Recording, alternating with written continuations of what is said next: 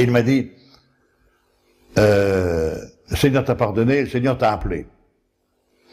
Je lui dis, mais vous êtes sûr? Je ne savais pas, à ce moment-là, que Padre Pio connaissait beaucoup de choses, même sur moi, qui moi ne le connaissais pas. Et il me dit, le Seigneur t'a appelé. Je lui dis, vous en êtes sûr? Il me regarde avec un air furieux, il me dit, ma te lo dico io, je te le dis moi.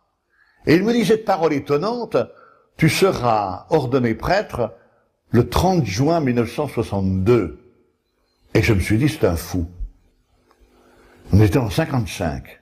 C'était le jour des anges gardiens, 2 octobre. Mais j'ai calculé rapidement, mais c'est trop tard. Il n'y a pas de raison.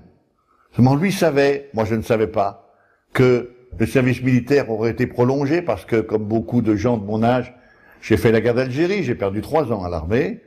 Mon année d'ordination était 1962, mais le 30 juin, ça n'avait pas de sens. 29 juin, oui, c'est la Saint-Pierre-Saint-Paul, mais le 30 juin. Seulement en 1962, le 29 juin, c'était la fête du Sacré-Cœur de Jésus, et qui avait repoussé d'un jour la fête de Saint-Pierre-Saint-Paul, ordination, à Notre-Dame de Paris, par les des mains du cardinal Feltin, le 30 juin 62. Quand j'ai revu Padre Pio après, il m'a dit, oh, te l'avevo detto, non, je te l'avais dit. Et oui,